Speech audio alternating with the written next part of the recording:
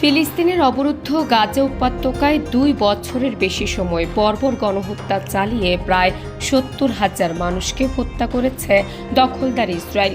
এতে সেখানকার অনেক শিশু তাদের বাবা মাকে হারিয়েছে, আবার অনেক বাবা মা হারিয়েছে তাদের সন্তানকে।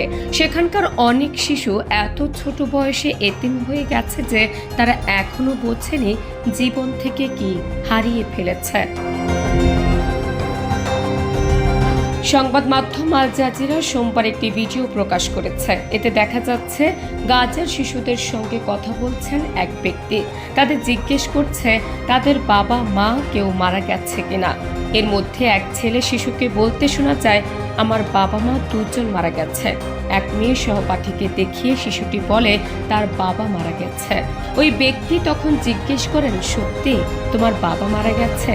আরেক শিশুকে দেখিয়ে তিনি বলেন ওর বাবাও মারা গেছে। তখন পাশের শিশুটি বলে না, ওর মা মারা গেছে। মেয়েটি তার বাবার মৃত্যুর বর্ণনা দিয়ে বলে নাবলুসে আমার বাবা মারা গেছে। ছেলে শিশুটি বলে আমার বাবা মারা গেছে মিরাজে। কিভাবে মারা গেছে জিজ্ঞেস করার পর ছেলেটি বলে আমার বাবা আটার বস্তা আনতে গিয়েছিল যেন আমরা খেতে পারি। এরপর তিনি শহীদ হয়ে ফিরে এসেছেন। এমন প্রশ্নের জবাবে শিশুটি হ্যাঁ সূচক জবাব দেয়। তোমার বাবার জন্য কি দুঃখ লাগে? মাথা নেড়ে হ্যাঁ উত্তর দেয় সে। মেয়েটি তখন বলে আমার বাবাকে ইসরায়েলি সেনারা 3টি গুলি করেছে। ছেলেটি তার হার্টের দিকে ইশারা করে দেখায় আমার বাবাকে এখানে গুলি করেছে।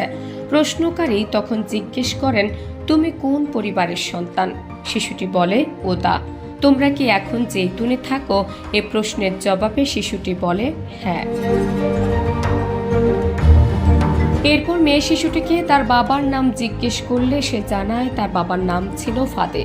কিভাবে মারা গেছে প্রশ্নের উত্তরে সে বলে নাবলুসের লাকড়ি কুড়াতে গিয়েছিলেন যেন সেগুলো বিক্রি করে আমাদের জন্য আটা কিনে আনতে পারে, কিন্তু তিনি মৃত অবস্থায় ফিরে এসেছিলেন।